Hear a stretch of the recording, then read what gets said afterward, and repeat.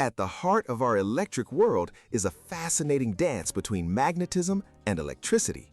In the 1830s, Michael Faraday discovered that a changing magnetic field could create an electric current in a nearby wire. This is electromagnetic induction, the principle that powers almost everything. But there's a twist, described by Lenz's law.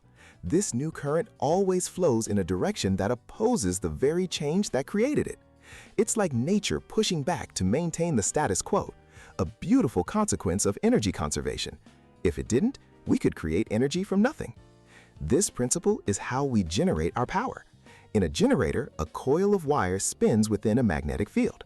As it rotates, the magnetic field passing through it constantly changes, inducing a current that flips its direction with every half turn. This is alternating current, or AC, the electricity that comes from your wall outlets. But AC's real superpower is unlocked by the transformer. Imagine two coils of wire wrapped around a shared iron core, not touching. AC flowing through the first or primary coil creates a constantly changing magnetic field. This field then induces a current in the second coil. Here's the magic.